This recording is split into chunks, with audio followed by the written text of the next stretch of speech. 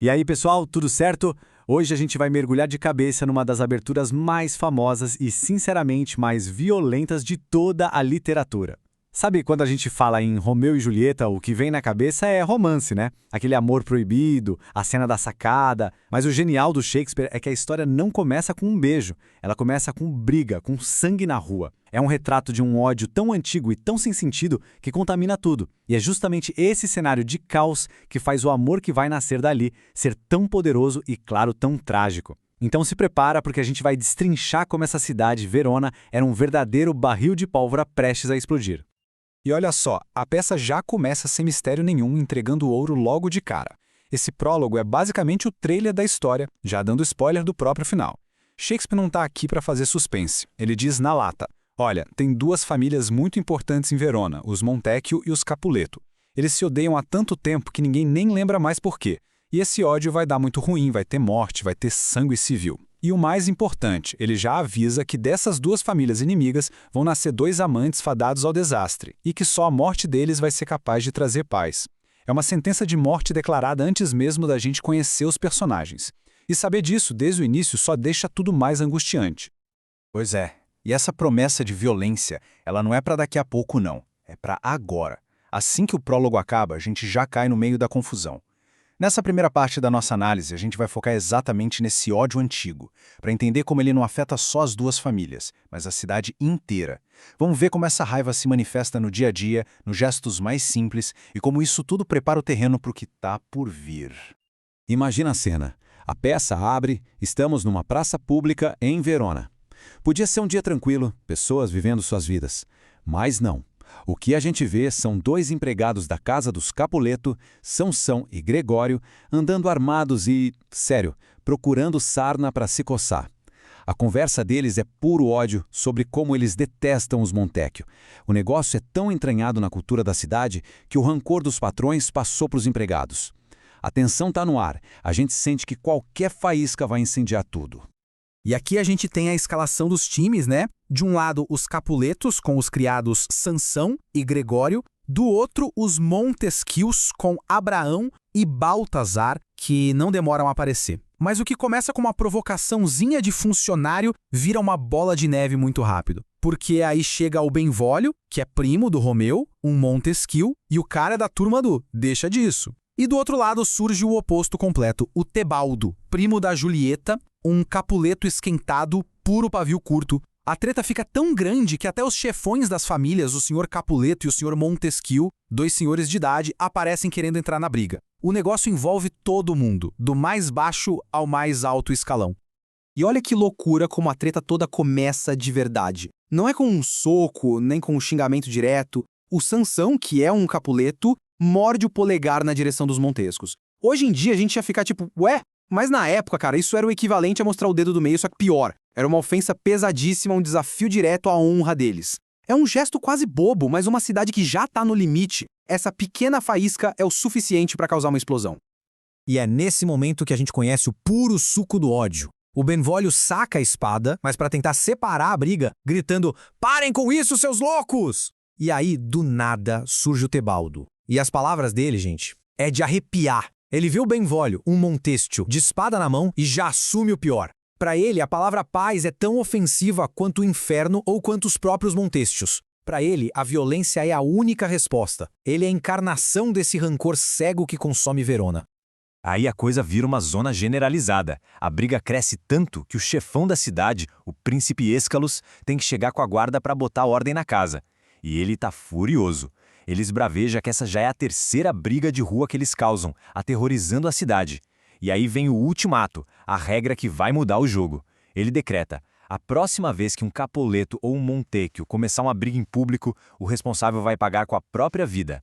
Essa ameaça de morte agora paira sobre todo mundo. Qualquer briguinha de rua pode virar uma sentença de morte. Ok, a poeira baixa, a briga acaba, e aí Shakespeare vira a câmera 180 graus. A gente sai desse caos público, desse ódio todo, para entrar no sofrimento silencioso e particular de um cara. É agora que a gente finalmente conhece o nosso protagonista, o Romeu Montecchio. Só que se preparem, porque o Romeu que a gente encontra não tem nada a ver com o galã que a gente imagina. O cara tá na maior fossa. Mas calma lá. Antes da gente ver o Romeu, a gente precisa entender o que tá rolando na cabeça dele. Ele tá vivendo um clássico da literatura, o famoso amor não correspondido. Sabe aquela dor de cotovelo de gostar de alguém com toda a sua alma e essa pessoa não sentir o mesmo? Isso gera uma melancolia, uma tristeza profunda, que era um tema muito comum na época. E no fundo é um sentimento que todo mundo consegue entender. É por isso que a gente consegue sentir a dor do Romeu logo de cara. E como a gente sabe que ele tá mal? Pelo relato da família. A mãe do Romeu tá preocupada e o Benvolio, o primo dele, descreve o comportamento do cara. Ele está sendo visto andando sozinho de madrugada, chorando tanto que as lágrimas dele se misturam com o orvalho. E assim que o sol aparece, ele corre para casa, se tranca no quarto, fecha todas as janelas para criar uma noite artificial. É o retrato perfeito de um jovem de coração partido, afundado na própria tristeza. E aí, quando Romeu finalmente abre a boca, o que sai é uma confusão total. Ele começa a usar um monte de oxímoros, aquelas figuras de linguagem que juntam ideias opostas. Ele fala ódio amoroso, leveza grave, fogo gelado, saúde doente. É a forma perfeita de mostrar que a cabeça dele está completamente bagunçada. O amor, que deveria ser algo bom, está causando uma dor imensa, e ele está tão confuso que nem consegue mais se expressar direito. E aí a gente se pergunta, mas por quem ele está sofrendo tanto assim? E a resposta, meus amigos, é o primeiro plot twist da história. O nome dela é Rosalina. Sim, você ouviu direito. No começo da peça, a mulher que o Romeu acha que é o amor da vida dele, porque ele está nesse estado deplorável, não é a Julieta. É Rosalina, uma personagem que é super importante no começo, mesmo sem nunca aparecer de fato. E aqui tá o pulo do gato, o real motivo do desespero dele. O problema não é que a Rosalina não gosta dele ou gosta de outro. É pior. Como ele mesmo explica para o Benvolio, ela fez um voto de castidade. Ela jurou que nunca vai se casar, que vai ser virgem para sempre. Para a cabeça do Romeu, isso é o apocalipse. A beleza dela que ele tanto ama vai morrer com ela. Ou seja, o amor dele não é só não correspondido, ele é impossível por decreto. É um beco sem saída. Beleza. Então, enquanto o Romeu tá lá curtindo a fossa dele por um amor impossível, o que tá acontecendo do outro lado do muro, na casa dos Capuleto? Bom, lá a conversa é outra. Um futuro está sendo traçado para nossa outra protagonista, a Julieta. E enquanto o Romeu sofre por um amor que ele não pode ter, um casamento arranjado está sendo negociado para ela. E os detalhes dessa negociação são fascinantes. Essa é a idade da Julieta, 13. É isso mesmo, 13. Ela não fez nem 14 anos ainda, e já tem gente batendo na porta querendo casar com ela. O Conde Paris, um nobre, parente do príncipe. Cara, esse número por si só já é um soco no estômago, né? Mesmo pra época, era bem jovem. Isso já mostra pra gente a vulnerabilidade da Julieta. Uma menina prestes a ser jogada no mundo adulto. E o diálogo que se segue é muito interessante. O Paris está todo apressadinho, falando que meninas até mais novas que ela já são mães felizes. Mas aí vem algo que a gente não espera. O pai da Julieta, o Sr. Capuleto, pisa no freio. Ele fala, calma lá, vamos esperar mais uns 2 verões. Ele acha que ela é muito nova, diz que casar cedo demais estraga as meninas. É um momento de preocupação paterna que a gente não esperava dele. E se isso já foi surpreendente, o que ele fala em seguida é mais ainda. Ele não diz sim pro Paris. Ele impõe uma condição. Olha, vai lá e conquista ela. A minha vontade é só uma parte do negócio. O que importa de verdade é o que ela quer. A decisão dela tem que concordar com a minha. Gente, isso é revolucionário para a época. Ele está dando poder de escolha para uma menina de 13 anos, dizendo que a opinião dela importa.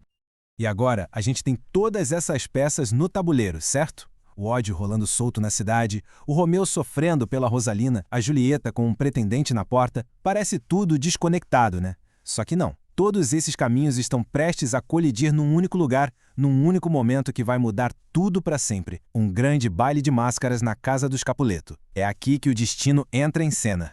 E como o destino dá o seu jeitinho, da forma mais banal e irônica possível. A tragédia toda é posta em movimento por causa de um detalhe.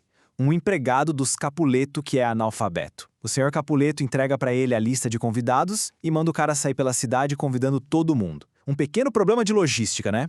Só que esse probleminha vai ser o estopim de uma catástrofe. E aí a sequência de coincidências é absurda.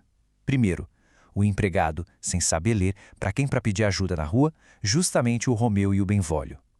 Segundo, o Romeu, todo solícito, vai ler a lista e dá de cara com o nome que ele mais queria ver, Rosalina. Terceiro, o Benvolio, que é o amigo espertinho, vê a chance de ouro para tirar o Romeu da fossa. Ele convence o Romeu a ir na festa, de máscara, para ele comparar a Rosalina com outras moças. E quarto, o Romeu, mesmo sabendo do perigo, topa entrar na Toca do Leão. Mas, atenção, é muito importante a gente entender por que o Romeu topa essa loucura.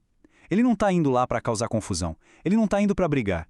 A única, e eu repito, a única coisa que ele quer é ver a Rosalina. Ele fala pro Benvolio, eu vou, mas não é pra festa. É só pra ficar admirando a minha amada. Ele tá arriscando a própria pele, invadindo o território inimigo, tudo por causa dessa obsessão pela Rosalina.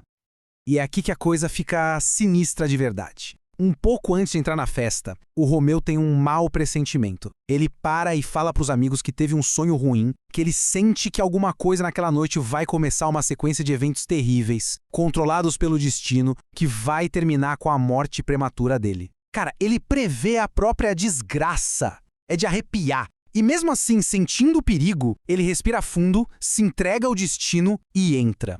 E tudo isso nos deixa com a pergunta que vale $1 milhão. O que acontece quando o ódio de gerações e o amor à primeira vista se encontram na mesma pista de dança? O que acontece quando um Montekill, que foi para a festa por causa de uma mulher, encontra justamente a filha do maior inimigo de sua família? O palco está montado. O barril de pólvora está pronto. A colisão entre amor e ódio é inevitável. E vai acontecer agora.